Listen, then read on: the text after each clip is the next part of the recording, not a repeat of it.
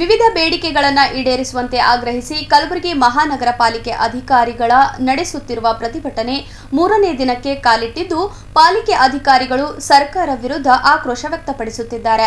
ಮಹಾನಗರ ಪಾಲಿಕೆ ನೌಕರರ ಕ್ಷೇಮಾಭಿವೃದ್ಧಿ ಸಂಘದ ನೇತೃತ್ವದಲ್ಲಿ ಪಾಲಿಕೆ ಕಚೇರಿ ಮುಂಭಾಗದಲ್ಲಿ ಪ್ರತಿಭಟನೆ ನಡೆಸಿದ ಪಾಲಿಕೆ ಸದಸ್ಯರು ನೌಕರರ ನ್ಯಾಯಯುತ ಬೇಡಿಕೆಗಳನ್ನು ಈಡೇರಿಸುವಂತೆ ಒತ್ತಾಯಿಸಿ ಸತತ 3 ದಿನಗಳಿಂದ ಸತತ ಹೋರಾಟ ನಡೆಸುತ್ತಿದ್ದು ಸರ್ಕಾರದ ವಿರುದ್ಧ ಆಕ್ರೋಶ ವ್ಯಕ್ತಪಡಿಸುತ್ತಿದ್ದಾರೆ.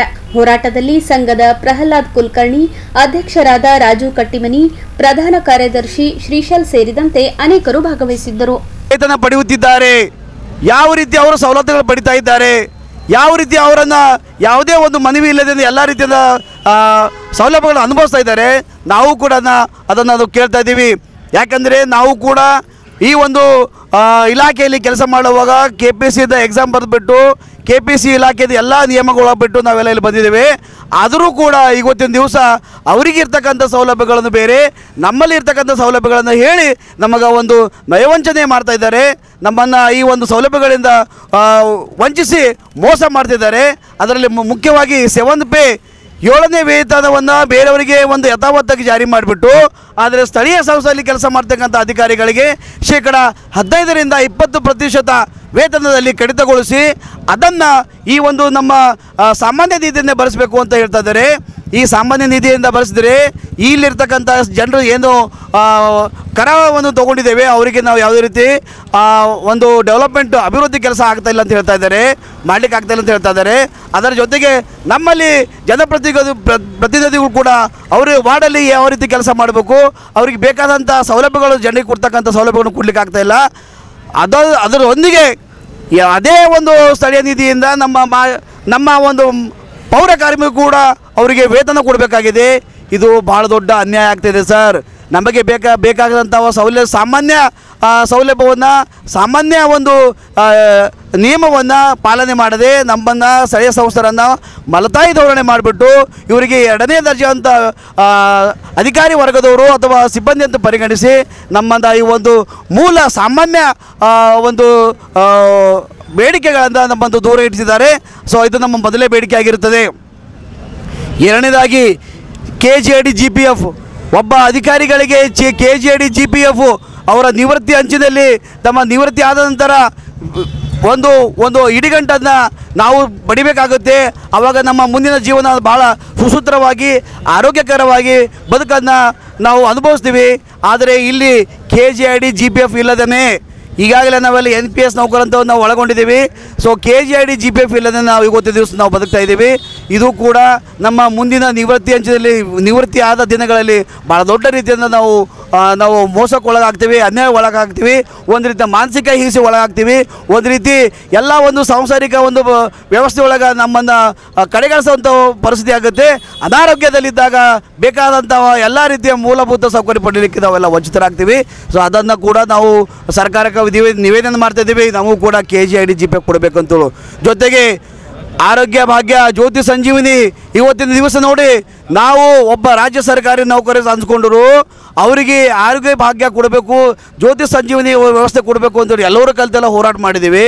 ಆದರೆ ಕೇವಲ ರಾಜ್ಯ ಸರ್ಕಾರದ ನೌಕರರಿಗೆ ಮಾತ್ರ ಈ ಒಂದು ಆರೋಗ್ಯ ಭಾಗ್ಯ ಅಥವಾ ಜ್ಯೋತಿ ಸಂಜೀವಿನಿ ಒಂದು ವ್ಯವಸ್ಥೆ ಅಥವಾ ಸವಲತ್ತನ್ನು ಕೊಟ್ಬಿಟ್ಟು ನಮ್ಮನ್ನು ಈ ಒಂದು ಸ್ಥಳೀಯ ಸಂಸ್ಥೆಯಲ್ಲಿ ಕೆಲಸ ಮಾಡ್ತಕ್ಕಂಥ ಎಲ್ಲ ದಲಿತ ವರ್ಗದವರನ್ನು, ಪೌರ ಕಾರ್ಮಿಕರನ್ನು, ಈ ಒಂದು ಅವರಿಗೆ ಈ ಜನರಿಗೆ ಒಂದು ಸ್ವಚ್ಛತಾ ಕಾರ್ಯಕ್ಕೆ ತೋರಿಸಿದಂಥ ಒಬ್ಬ ಸಿಬ್ಬಂದಿಗೆ ಈ ಒಂದು ಸವಲತ್ತಿನಿಂದ ದೂರ ಇಟ್ಬಿಟ್ಟು ಎಲ್ಲೋ ನಮ್ಮನ್ನು ಒಳಗೊಂಡು ನಾವು ಒಳಗೆ ಕುಂತು ಕೆಲಸ ಮಾಡೋರಿಗೆಲ್ಲ ಅವರಿಗೆ ಒಂದು ಇನ್ ಕೇಸ್ ಮುಂದೆ ಸೌಲಭ್ಯ ಕೊಟ್ಟರು ಕೂಡ ಒಳಗಿದ್ದವ್ರಿಗೆ ಕೆಲಸ ಮಾಡೋರಿಗೆ ಈ ಜ್ಯೋತಿ ಸಂಜೀವಿನಿ ಆರೋಗ್ಯ ಭಾಗ್ಯ ಅಂತ ಕೊಟ್ಬಿಟ್ಟು ಮೂಲವಾಗಿ ಯಾರದನ್ನು ಅನುಭವಿಸಬೇಕಾಗಿದೆ, ಯಾರಿಗಿದು ಸಲ್ಲಬೇಕಾಗಿದೆ ಅವರನ್ನು ಹೊರಗೆ ಬಿಟ್ಟು ಜ್ಯೋತಿ ಸಂಜೀವಿನಿ ಬೇರೆಯವರೆಲ್ಲ ಕೊಟ್ಟಿದ್ದಾರೆ.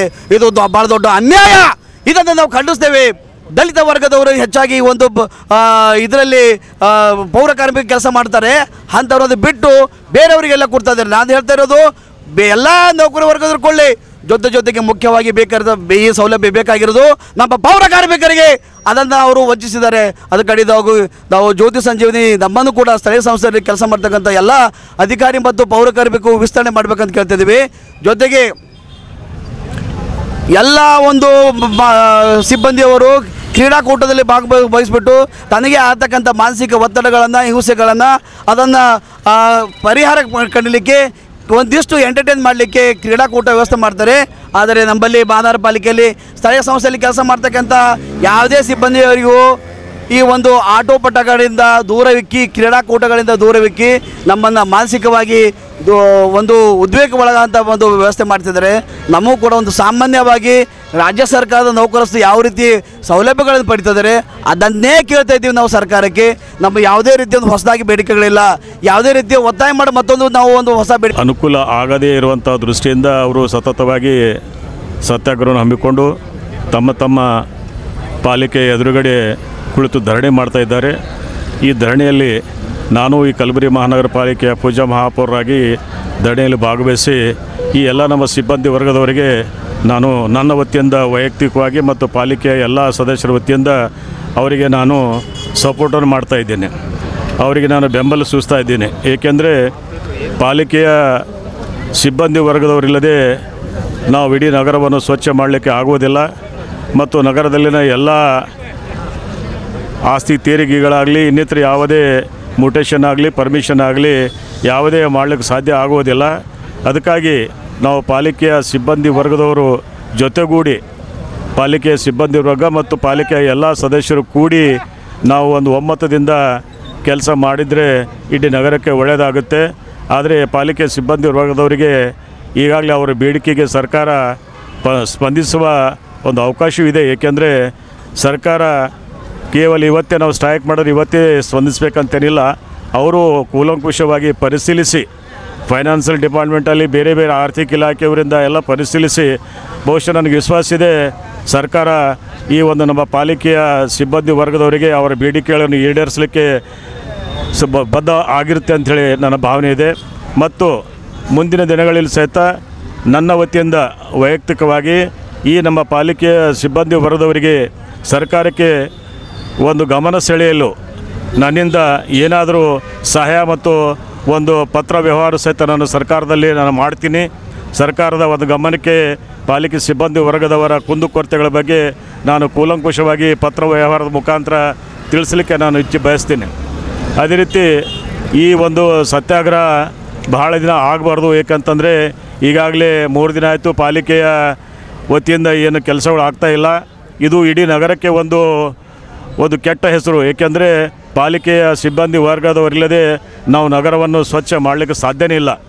ಈ ಒಂದು 3 ದಿನಗಳಿಂದ ನಗರದಲ್ಲಿ ಅನೇಕ ಕಡೆ ಗಲೀಜು ಸ್ಟಾಕ್ ಆಗಿದೆ, ಕಸಗಳು ಅಲ್ಲಲ್ಲಿ ಬಿದ್ದುಬಿಟ್ಟಿದೆ.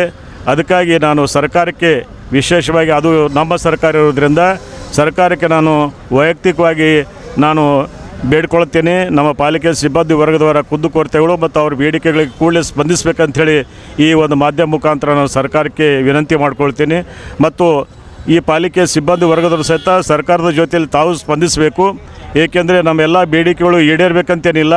ಕೆಲವೊಂದು ಬೇಡಿಕೆಗಳು ಈಡೇರದೇ ಇರಬಹುದು, ಮುಖ್ಯವಾದ ಬೇಡಿಕೆಗಳು ಈಡೇರಿದ್ರೆ ಸಾಕು. ಅದಕ್ಕಾಗಿ ತಾವು ಮುಖ್ಯವಾದ ಬೇಡಿಕೆಗಳನ್ನು ತಾವು ಈಗಾಗಲೇ ಸೇವಂತೆ ಹೇಳಿದ್ರಿ. ಮತ್ತು ನಮ್ಮ ಸಾಮಾನ್ಯ ನಿಧಿಯಿಂದ ಏನು ಪಾಲಿಕೆ ತಮ್ಮ ಸಂಬಳಕ್ಕೆ ಏನು ಸರ್ಕಾರ ಹೇಳಿದೆ ಅದು ಸಹಿತ ಆಗಬಾರ್ದು. ಏಕೆಂದರೆ ಈಗಾಗಲೇ ನಮ್ಮ ಪಾಲಿಕೆಯ ಸಾಮಾನ್ಯ ಒಂದು ನಿಧಿಯಿಂದ ನಾವು ಈಗಾಗಲೇ 55 ಜನ ಚುನಾಯಿತ ಸದಸ್ಯರು ಸುಮಾರು 3 ವರ್ಷಗಳಿಂದ ಆರ್ಸಿ ಬಂದಿದ್ದೀವಿ. ನಾವು ಸಾಮಾನ್ಯ ನಿಧಿಯಿಂದ ನಾವು ಒಂದು 10,000 ರೂಪಾಯಿ ಕೆಲಸ ಸಹಿತ ಮಾಡಿಲ್ಲ ಇಲ್ಲಿವರೆಗೆ. ಅಂಥದ್ರಲ್ಲಿ ಸಹಿತ ಮತ್ತು ನಿಮ್ಮ ಸಂಬಳಕ್ಕೆ 15-20% ನಾವು ತೆಗೆದು ಸಂಬಳ ಮಾಡಬೇಕಂದ್ರೆ ಸಾಧ್ಯನೇ ಆಗೋದಿಲ್ಲ. ಅದಕ್ಕಾಗಿ ಸರ್ಕಾರ ಇದ್ರ ಬಗ್ಗೆ ಗಂಭೀರವಾಗಿ ಸ್ಪಂದಿಸಬೇಕು, ಗಂಭೀರವಾಗಿ ವಿಚಾರ ಮಾಡಬೇಕು. ಏಕೆಂದರೆ ನಮ್ಮಲ್ಲಿ ಸಾಮಾನ್ಯ ನಿಧಿಯಿಂದ ಅಭಿವೃದ್ಧಿ ಕೆಲಸಗಳಾಗ್ತಾಯಿಲ್ಲ. ಅಂಥದ್ರಲ್ಲಿ ಸಿಬ್ಬಂದಿ ವರ್ಗದವರಿಗೆ ಸಂಬಳ ಕೊಡಬೇಕಂತಂದರೆ ಭಾಳ ಕಷ್ಟದ ಕೆಲಸ. ಅದಕ್ಕಾಗಿ ಸರ್ಕಾರ ಇದ್ರ ಬಗ್ಗೆ ಹೆಚ್ಚಿನ ಗಮನ ಹರಿಸಿ ಈ ಒಂದು ಮುಖ್ಯವಾದ ಬೇಡಿಕೆಗಳನ್ನು ನಮ್ಮ ಸಿಬ್ಬಂದಿ ವರ್ಗದವರಿಗೆ ಅವರು ಸ್ಪಂದಿಸಬೇಕು, ಈಡೇರಿಸಬೇಕಂಥೇಳಿ ಈ ವೇದಿಕೆ ಮುಖಾಂತರ ಮತ್ತು ಈ ಮಾಧ್ಯಮ ಮುಖಾಂತರ ನಾನು ಸರ್ಕಾರದಲ್ಲಿ ವಿನಂತಿ ಮಾಡ್ಕೊಳ್ತೀನಿ.